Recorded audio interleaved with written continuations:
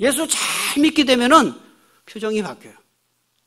그래서 제가 이렇게 보면은 우리 교회 처음 왔을 때는 별로 이렇게 표정이 밝지 않았던 사람인데 교회 와가지고 믿음이 들어가면서 얼굴 그냥 표정이 밝게 바뀐 사람들을 볼 때마다 이 복음의 힘이 이렇게 참 대단하구나.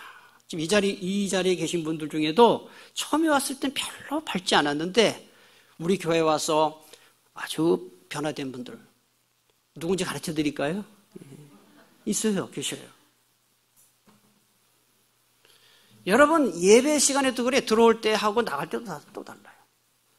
우리가 믿는 이 복음이 우리의 이 구원을 줄 뿐만 아니라 우리의 생각을 바꾸고 우리에게 긍정적인 마음을 주고 감사하는 마음을 주고 우리가 믿는 하나님께서 나를 도와주시고 잘되게 해주실 것이라는 그 믿음 가지고 감사가 넘치게 되는 줄 믿으시기를 바랍니다.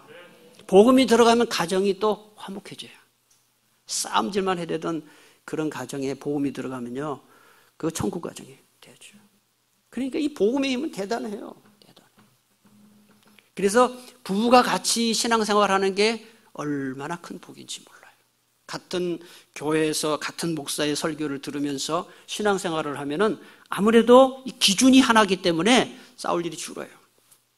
그래서 부부가 같이 신앙생활을 해야 돼요. 한쪽만 나오시는 분들은 빨리 한쪽을 끌고 나오세요. 빨리.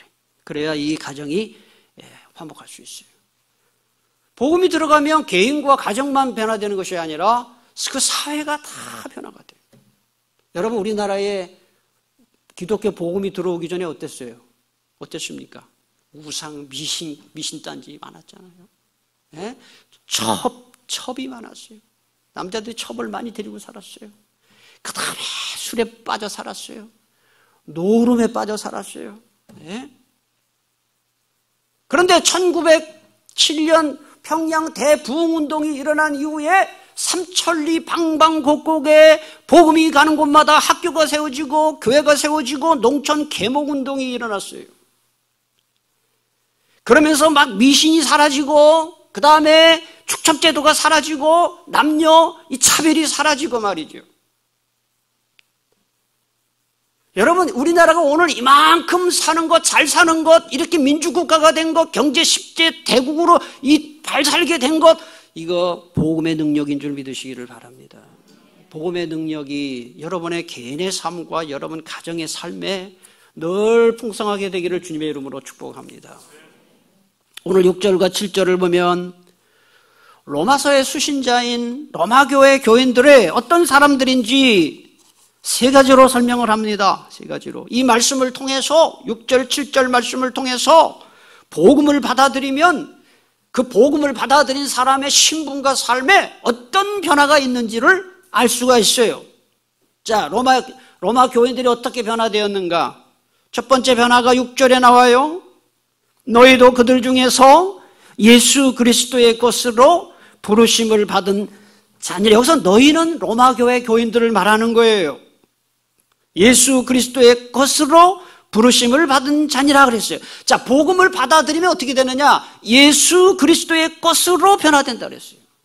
여기서 예수 그리스도의 것이라는 말은 예수 그리스도께 속한 사람이라는 뜻이에요. 우리가 영어로 크리스찬 그러죠. 크리스찬. 그리고 우리 한글말로는 그리스도인 이렇게 번역을 해요. 제가 설교 중에도 그리스도인은 어떤 그리스도인 이런 얘기 많이 해요. 영어로 크리스찬, 한국말로 그리스도인. 이 그리스도인의 뜻이 뭐냐? 제가 조금 아까 설명을 드렸어요. 그리스도께 속한 사람이라는 뜻이에요. 그러니까 예수님께 속한 사람 이런 뜻이에요. 예수님의 소유가 된 사람. 자, 여러분들이 이 뜻을 좀 명확히 기억하기 위해서 한번 따라 합시다. 그리스도께 속한 사람. 그게 그리스도인이라는 말의 뜻이에요. 그리스도께 속한 사람. 그래서 우리가 항상 이런 정체성을 가져야 돼. 나는 그리스도께 속한 사람이다. 나는 그리스도께 속한 사람이다. 아멘이십니까? 네. 여러분, 이 그릇에다가 무엇을 담느냐에 따라서 그릇의 이름이 달라져요. 물을 담으면 물그릇이 돼요. 그러나 여기다 밥을 담으면 밥그릇이 돼요.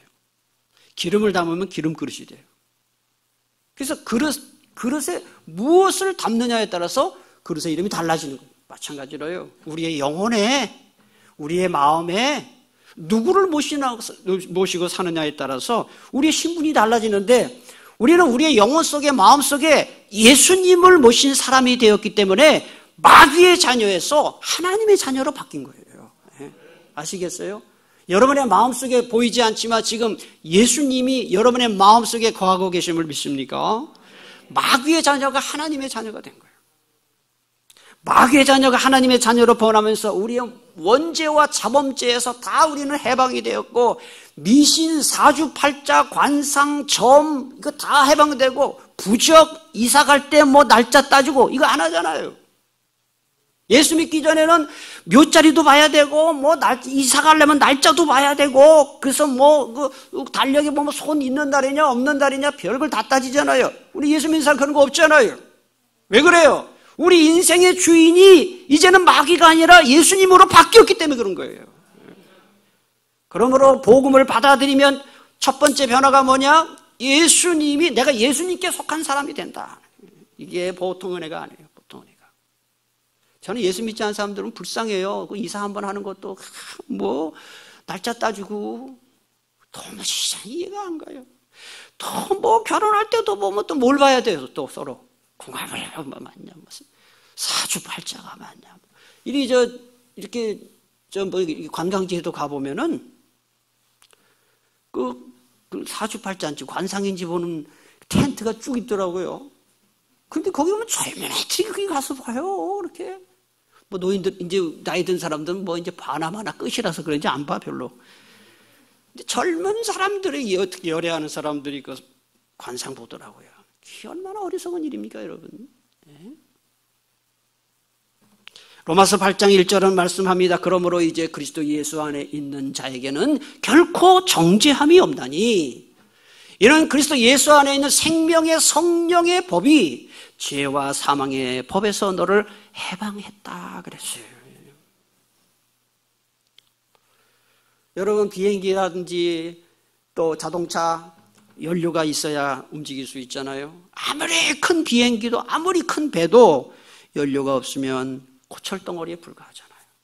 우리가 교회를 아무리 왔다 갔다 주일날 빠지지 않고 다니고 예배 빠지지 않고 교회를 다녀도 예수님을 내 인생의 주인으로 모시고 살지 않으면 껍데기 신앙생활하는 거예요.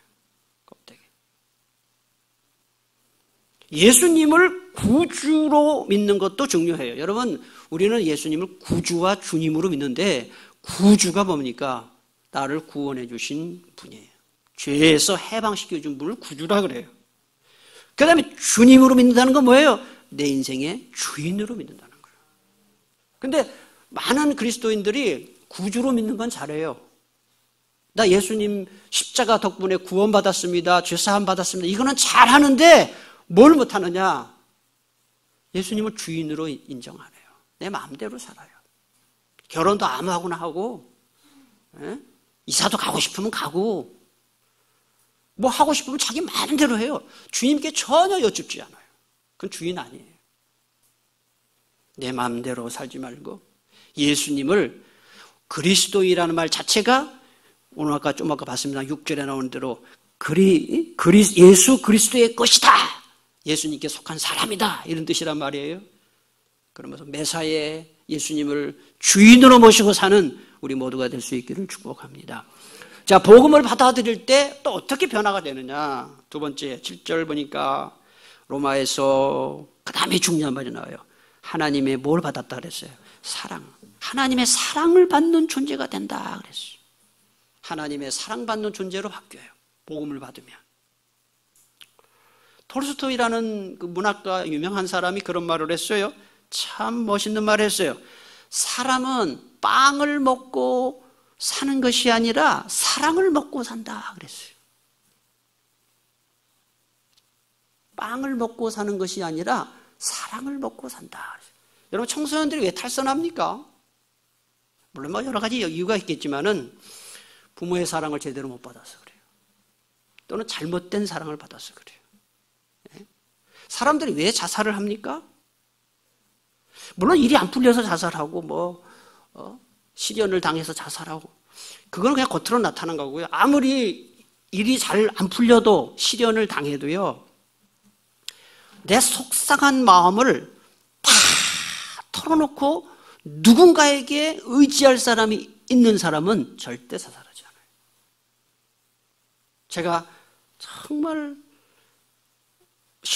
오늘 신문을 보면서 참 마음이 참 아픈 게 기사가 났어요. 다 아픈 기사밖에 없지만은 30살짜리 초임 검사, 지난 2월에 검사로 발령받은 30살짜리 신임 검사가 검찰청 건물에서 뛰어내려서 자살을 했어요. 이야, 여러분 그 자기 아들이 검사 됐다고 얼마나 부모가 좋아했겠어요. 또 그 자신도 자기가 검사가 돼서 얼마나 좋았겠어요. 근데 얼마나 괴로웠으면 뛰어내려서 죽었겠어요. 검사가 30살짜리가 누군가에게 자기 고민을 털어놓을 사람이 있었다면 그러지는 않았을 거예요. 부모의 사랑이 위대하다고 하지만 완전하지 않아요. 부모의 사랑도요, 은근히 이기심이 있어요. 계산적이에요. 그리고 잘못된 부모의 사랑도 많아요. 그래서 자식들과 동반 자살을 하고 얼마나 잘못된 사랑입니까? 예?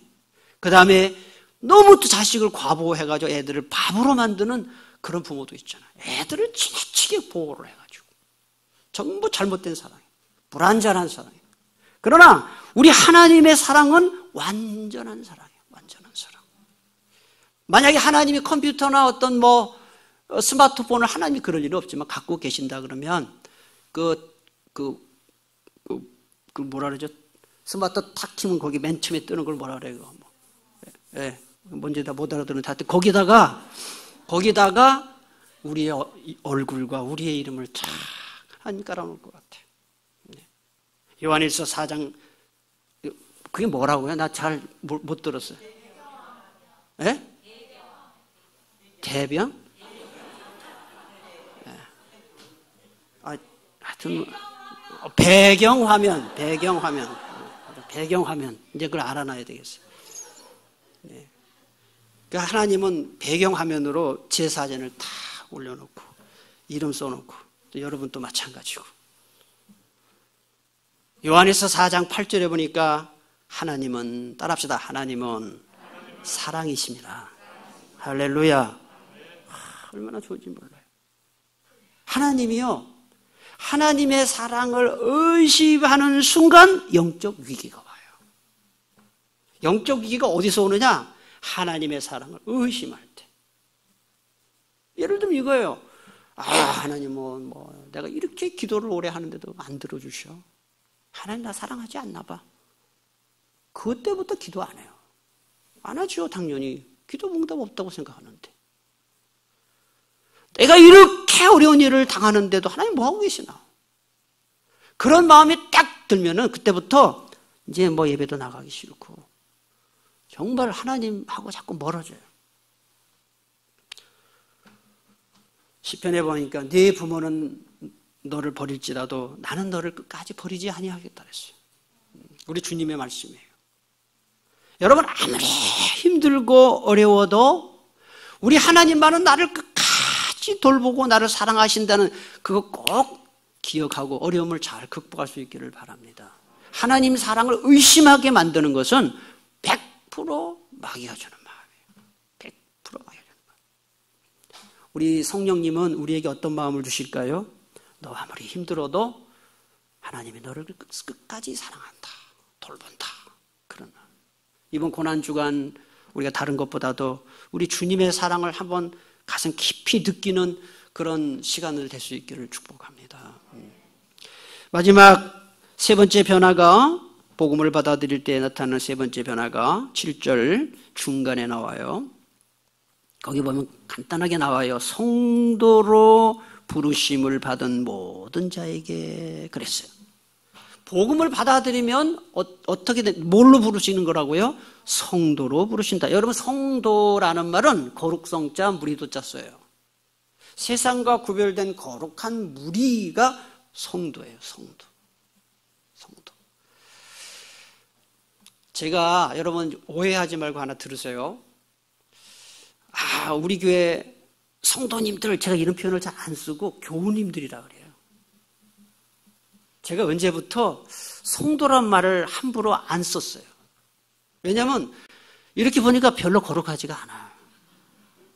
깔보고 내가 하는 말이 아니에요. 왜냐하면 성도라는 말은 무시무시하게 거룩한 이름이거든요. 거룩한 무리예요. 그래서 저는 성도 여러분 이런 표현을 잘 안 써요. 교우 여러분, 우리 교회 교우님들은 교회 같은 교회에 속한 친구 이런 뜻이죠. 그거는 다 맞잖아요. 근데 성도, 글쎄요. 그렇게 성도라는 말을 들을 만큼 그렇게 거룩하게 사는 사람이 많지 않죠. 그래서 이 표현 하나가 참 중요한데요. 하여튼 복음을 받아들이는 순간 우리는 사실은 신분적으로 볼 때는 뭐로 부르심을 받았다고요? 성도로. 그런데 거룩의 핵심이 뭐냐 하면은 구별되는 거예요. 세상 사람들과 구별되는 거예요. 그거를 가장 잘 보여주는 사건이 창세기에 보면 요셉 가문에 일어난 사건이에요.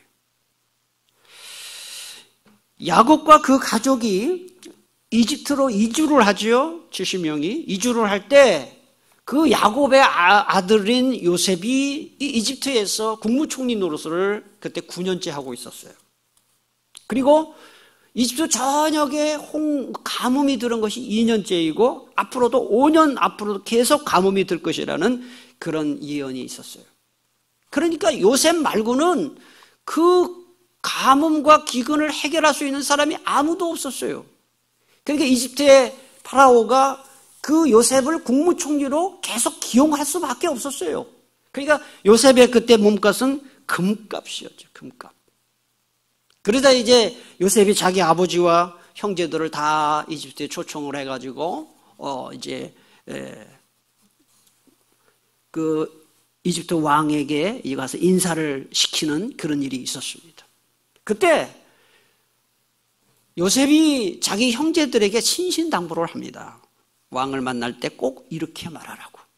그 내용이 창세기 46장 34절에 나오는데 이렇게 말해요. 당신들은 이르기를 주의 종들은 어렸을 때부터 지금까지 목축하는 자들이온데 우리와 우리 선조가 다 그러하니이다 하소서. 이게 뭐예요? 왕한테 가서 우리 목축업자입니다. 우리는 목축이 우리의 직업입니다. 그렇게 말하라고 시켜요. 그 다음에 애굽 사람은 다 목축을 가증히 여기나니 당신들이 고센 땅에 살게 되리이다. 이렇게. 여러분 이게 의미가 있는 거예요. 그 당시 이집트 사람들의 주업은 농사예요. 그 나일강 덕분에 그 이집트는 아주 그 이집트 문명이 발생했잖아요. 4대 문명 중에 한 곳이잖아요. 그 나일강 거기에서 기름진 땅이 있어서 농사를 주로 하는 사람들이에요. 그래서 이 이집트 사람들은 목축업을 하는 사람들 아주 싫어했어요. 냄새나고 그러니까. 그런데 왜 요셉은 그렇게 이집트 사람들이 싫어하는 목축업을 우리 직업이라고 형제들에게 말하라고 했을까? 그 이유가 있어요. 만약에 우리도 농사를 짓습니다. 그러면은 그 왕이 요셉을 좋게 봤기 때문에 너희들 살고 싶은 대로 살아라 그렇게 했기 때문에 그 이집트 사람들하고 다 그냥 섞여 사는 거예요. 직업이 같으니까. 그리고 요셉을 좋게 봤기 때문에. 그런데 목축업을 한다고 하니까 이건 안 되거든요. 섞이면. 그래가지고 고센 땅으로 다른 곳으로 살도록 이렇게 구별을 시킨 거예요. 만약에 요셉 이 식구들이 이집트 사람들하고 섞여 살았으면 어떤 일이 벌어졌을까요? 통혼하겠죠. 결혼하겠죠. 그럼 피가 섞여요. 이집트 사람하고 이 하나님의 선민인 이스라엘 사람들과 피가 섞여요. 그리고 그 이집트에는 우상 숭배가 얼마나 많아요.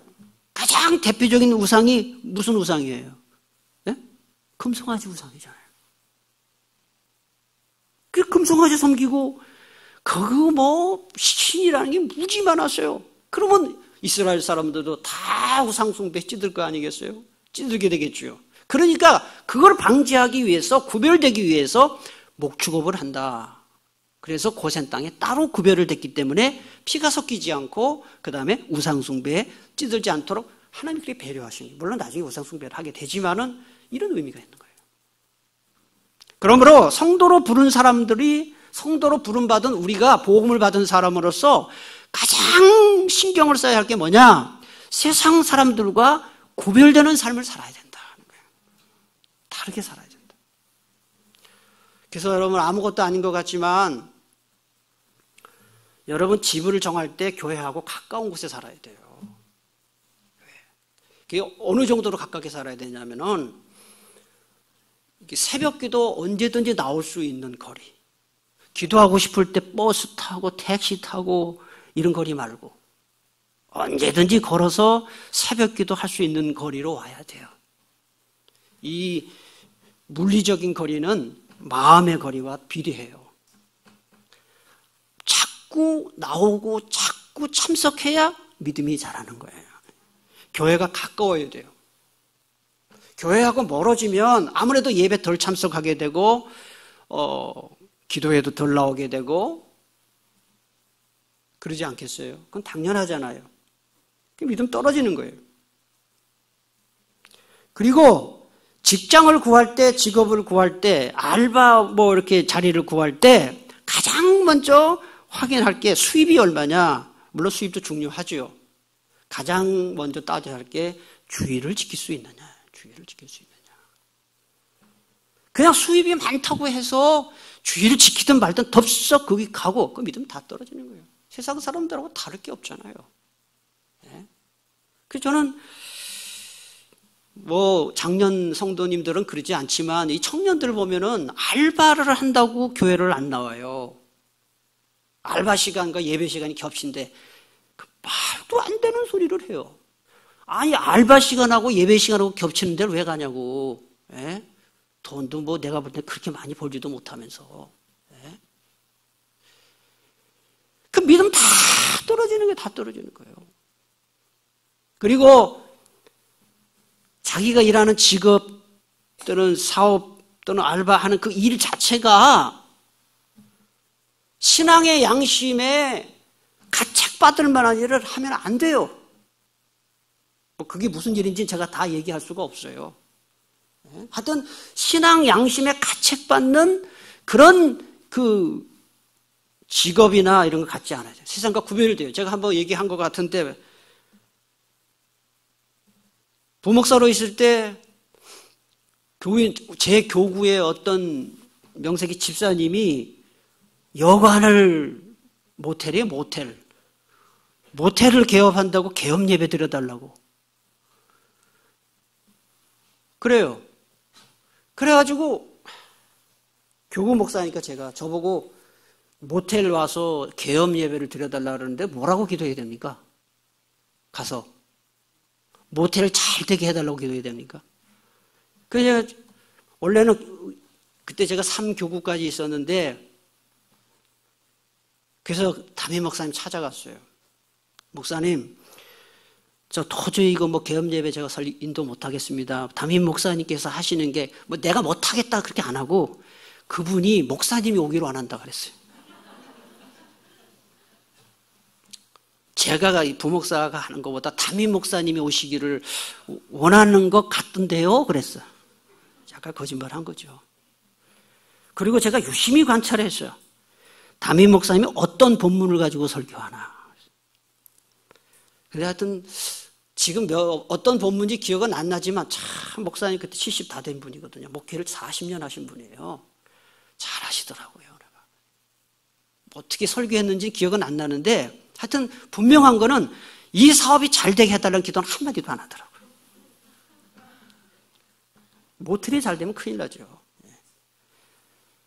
그러니까 그런 어떤 모텔이라든지 뭐 술집이라든지 또는 뭐 하여튼 그런 죄가 되는 직업, 양심에 가책받는 직업, 뇌물을 주고받아야 되는 직업, 이런 거 하면 안 되죠.